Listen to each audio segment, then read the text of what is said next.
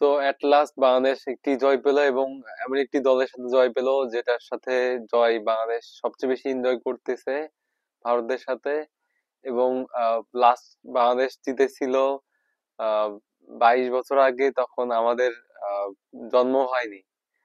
তো এই জয়টি অবশ্যই আমাদের অনেক বেশি ইন্সপায়ার করতেছে, কিন্তু আরো আক্ষেপের কিছু বিষয় আছে যেগুলো আমি তুলে ধরতে যাচ্ছি।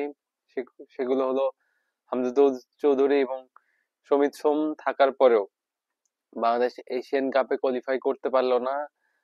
এই আফসোসটা অনেক বেশি হচ্ছে বাঙালিদের ভোগাবে, কারণ সিঙ্গাপুর এবং হংকং এর ম্যাচে বাংলাদেশ যদি ড্র করতে পারতো তাহলে বাংলাদেশের অনেক পসিবিলিটি থাকতো যে এশিয়ান কোয়ালিফাই করার, এশিয়ান কাপে।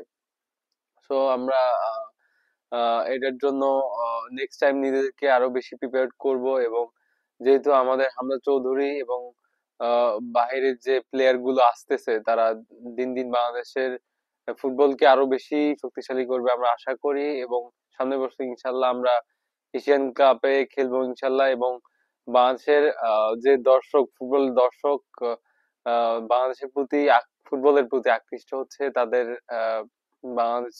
বাংলাদেশ তাদের যে ভালোবাসা, সেটার ভালোবাসা প্রতিদান দিতে পারবে আশা করি।